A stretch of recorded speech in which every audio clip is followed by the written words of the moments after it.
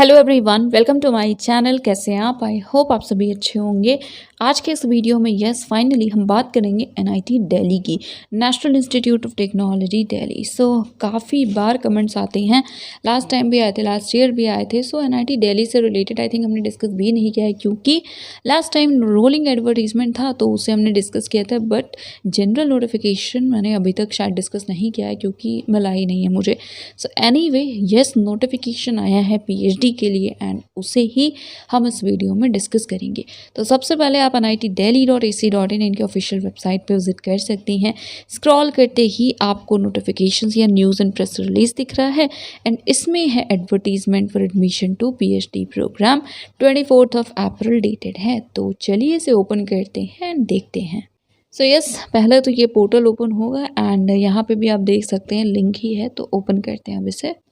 Finally advertisement for admission to PhD programme, new session के लिए notification आया हुआ है पीएचडी के लिए।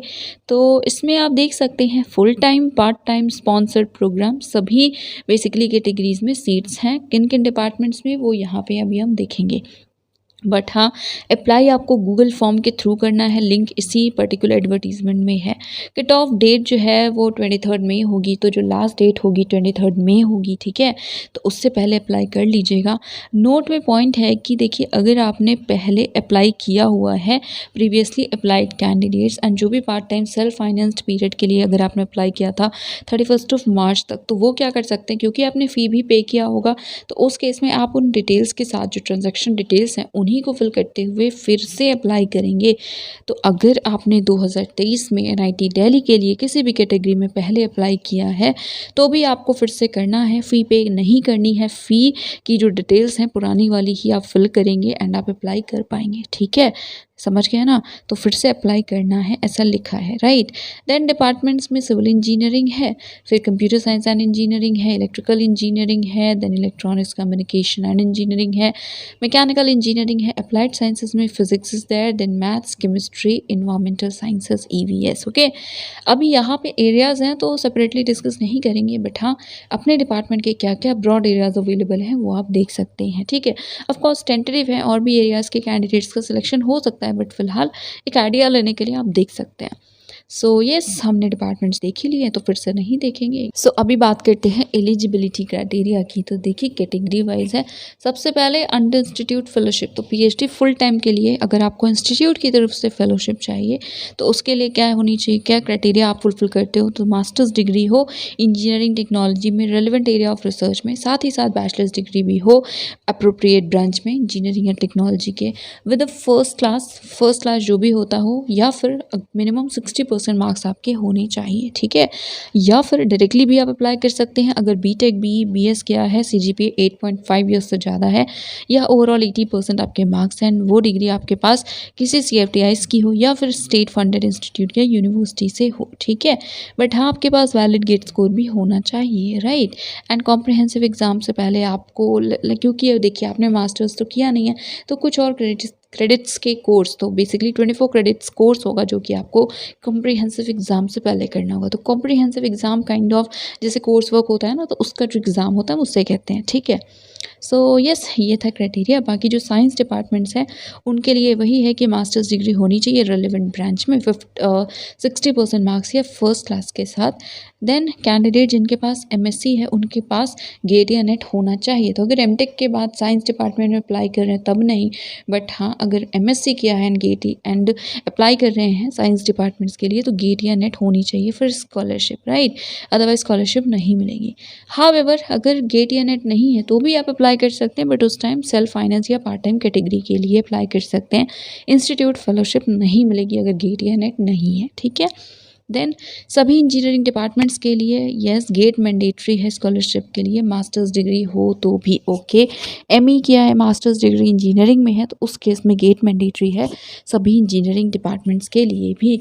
नेक्स्ट पॉइंट है कि जिनके पास गेट है या नेट है, चाहे LS हो या JRF हो, सिमिलरली UGC हो या CSIR हो, नेट हो या मतलब LS हो या JRF हो, गेट हो, GPAT हो, आप इंस्पायर फेलो हो या कोई और एजेंसी अगर आपको स्पॉन्सर करी है, तो उस केस में आप सभी को, मतलब आप में से किसी को भी रिटर्न नहीं क्लियर करना, आप डायरेक्टली इंटरव्यू देंगे, ठीक है। आप एग्जेम्प्टेड हैं। बाकी सभी को जिनके पास गेट नेट वगैरह कुछ भी नहीं है तो आपको जो रिटन टेस्ट है वो देना होगा, रिटन एग्ज़ाम क्लियर करना होगा, ठीक है। बाकी हाँ, एक बार इन सभी पॉइंट्स को देख लीजिएगा, ये सिर्फ शॉर्ट लिस्ट करने के लिए है। उसके बाद जो भी इंटरव्यू प्रेजेंटेशन में जैसा आप परफॉर्म करेंगे उसके बेसिस पे सिलेक्शन होगा। आफ्टर दैट यहाँ पे पार्ट टाइम पीएचडी के लिए है, तो देखिए अगर एमओयू है एनआईटी दिल्ली के साथ, आप उस ऑर्गेनाइजेशन से हैं तब आप अप्लाई कर सकते हैं। बाकी ऑर्गेनाइजेशन जो आर&डी के हों, लैब उनका नेशनल रिप्यूट का हो, या आप रेगुलर टीचिंग फैकल्टी वगैरह हो, रिसर्च फेलो हो या साइंटिस्ट हो एक्सेट्रा, तो उस केस में आप अप्लाई कर सकते हैं। बाकी क्राइटेरिया जो कुछ एडिशनल है जो फुलफिल करना होगा वो भी लिखा है, तो अब आप पे है। जैसे अगर आप प्रोजेक्ट स्टाफ है तो आपके लिए ये पॉइंट इंपॉर्टेंट है। फैकल्टी टेक्निकल साइंटिफिक स्टाफ जो एनआईटी दिल्ली के हैं उनके लिए 2.5 इंपॉर्टेंट है। तो इस तरह से आपको देखना पड़ेगा कौन सा क्राइटेरिया फुलफिल करते हैं, उसके अकॉर्डिंगली क्या रिक्वायरमेंट्स हैं। फाइन। आफ्टर दैट यहाँ पे है फुल टाइम पीएचडी आप करेंगे बट आपके पास फेलोशिप है, दैट इज़ आपके पास जेआरएफ है या किसी भी सोर्स से आपको फेलोशिप मिलेगी। तो यस, आपके पास फंडिंग होनी चाहिए बेसिकली। बाकी जो रिक्वायरमेंट है वो सेम है, मतलब मार्क्स वगैरह की। आफ्टर दैट कुछ इंपॉर्टेंट पॉइंट्स भी हैं।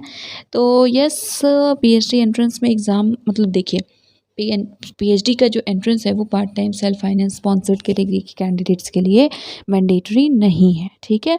फिर इसी तरह से जो एग्जीक्यूटिव्स हैं जिनके पास 15 ईयर या उससे ज़्यादा का एक्सपीरियंस है, उन्हें कोर्स वर्क करने के लिए, उनके लिए कोर्स वर्क से रिलेटेड है कि वो आप प्रोजेक्ट वर्क या सेमिनार के थ्रू भी कर सकते हैं। एंड देन वो कैंडिडेट जो कि सेल्फ फाइनेंस कैटेगरी में एडमिशन लेंगे, बाद में अगर सपोज़ आप क्वालिफाई कर लेते हैं नेट या गेट कॉम्प्रिहेंसिव एग्ज़ाम से पहले, तो उस केस में आपको इंस्टीट्यूट फेलोशिप कैटेगरी में कन्वर्ट किया जा सकता है, राइट। देन एडमिशन प्रोसीजर है। सो जैसा बताया कि अगर आपके पास इनमें से कोई भी क्वालिफिकेशन है तो आपको रिटर्न नहीं देना है, बाकी सभी को रिटर्न देना होगा। उसके बाद इंटरव्यू एंड प्रेजेंटेशन होगा, राइट। एंड इसी तरह से बाकी फुल टाइम पार्ट टाइम के लिए और भी जो बेसिक पॉइंट्स हैं वो लिखे हुए हैं। शॉर्टलिस्ट कैसे होंगे, क्या सारा क्राइटेरिया है, वो सारी चीज़ें हैं। एग्ज़ाम का पैटर्न गेट या नेट जैसा होगा। रिटन जो टेस्ट होगा वो एमसीक्यू मोड में होगा, एमसीक्यू बेस्ड होगा। एंड इसी तरह से कुछ बेसिक पॉइंट्स हैं तो इन्हें देख लीजिएगा। बाकी जो ऑर्डिनेंस है 2021 एंड 2 का, उसे देख लीजिएगा, वो इंपॉर्टेंट है। अभी ट्राई करूँगी अगर वो मिल गया तो कि हम अभी डिस्कस कर लें। देन अप्लाई कैसे करना है, तो गूगल फॉर्म का ये रहा लिंक, इसी के थ्रू अप्लाई करना है। लास्ट डेट है 23 मई, तो ये सभी के लिए है। एंड फिर से यहाँ पे लिखा हुआ है कि जिन्होंने पहले अप्लाई किया उन्हें भी करना है, बट हाँ ट्रांजैक्शन डिटेल्स आप सेम फिल करेंगे, तो फ़ी पेमेंट नहीं करना, अप्लाई फिर से करना है, ओके। फिर हाँ, जब आप फॉर्म फिल करेंगे ना गूगल फॉर्म, तो उस केस में उसके लिए लिखा हुआ है कि एप्लीकेशन फॉर्म, ओके वेट, जो सारे डॉक्यूमेंट्स आपको अपलोड करने हैं ना वो सभी पीडीएफ फॉर्मेट में होंगे, ठीक है। तो ये सभी देख लीजिए, अच्छे से देख लीजिएगा सारे पॉइंट्स। अगर किसी में भी कन्फ्यूजन है तो आप कमेंट में बता सकते हैं, बट मुझसे पहले आप जो ऑफिशियल आईडीज़ है उस पर मेल कर सकते हैं, so that authentic and official information आपको मिले। सो यस, उसके बाद एप्लीकेशन फ़ी है जो कि 1000 है अनरिजर्व ओबीसी डब्ल्यूएस के लिए। SC ST PWD के लिए है 500। एंड बाकी वुमेन कैंडिडेट्स आप किसी भी कैटेगरी के हो तो आप एग्जेम्प्टेड हो, ठीक है। नेक्स्ट यहाँ पे है कि आप एक से ज़्यादा डिपार्टमेंट के लिए भी अप्लाई कर सकते हैं, बस फीस सेपरेटली पे करनी होगी। आप इस पर्टिकुलर लिंक के थ्रू पेमेंट करेंगे। ट्रांजैक्शन आईडी वगैरह आपको मेंशन करनी है, तो याद रखिएगा विमेन कैंडिडेट्स को NA मेंशन करना होगा उस कॉलम में। एंड जो स्पॉन्सर्ड हैं उन्हें NOC एंड स्पॉन्सरशिप लेटर वगैरह इंटरव्यू या DV के टाइम पे दिखाना होगा, ठीक है। आफ्टर दैट रिजर्वेशन से रिलेटेड कुछ पॉइंट्स हैं। देन टीचिंग असिस्टेंटशिप है तो गेट नेट है तो आपको फेलोशिप मिलेगी, यही पॉइंट है mainly. After that important date, so last date है 23 मई, राइट। आपको ऑनलाइन मोड से अप्लाई करना है। फिर बाकी लिस्ट वगैरह आएगी 27 मई को। एंड देन रिटर्न जो है वो 1 जून को होगा। अभी कहाँ होगा तो देखिए लिखा है, अगर रिक्वायर्ड होगा तो होगा, डिपार्टमेंट में होगा तो मोस्ट प्रोबेबली आपको जाना होगा NIT दिल्ली, तो अच्छी बात है ना। बाकी डेट्स आप देख सकते हैं। इंटरव्यू प्रेजेंटेशन भी उसी टाइम होगा, तो हो सकता है पहले रिटन हो फिर इंटरव्यू हो, बट हाँ 1-2 जून को ही आपका जो रिटन इंटरव्यू है सारी चीज़ें, सारा प्रोसेस कंप्लीट हो जाएगा। सो यस, ये था एडवर्टीजमेंट NIT दिल्ली का। तो आई ट्राइड कि जो भी इंफॉर्मेशन कवर कर पाऊँ, जो भी पॉसिबल है वो मैं कर लूँ, तो वो मैंने किया है। एंड बाकी एक बार ऑर्डिनेंस देख लेते हैं।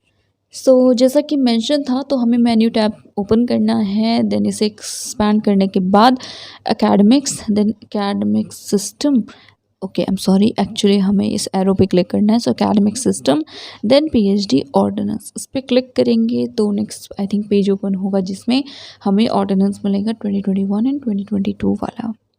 जी, तो ये है पेज एंड यहाँ पे देख सकते हैं आप जो न्यू ऑर्डिनेंस है वो अवेलेबल है।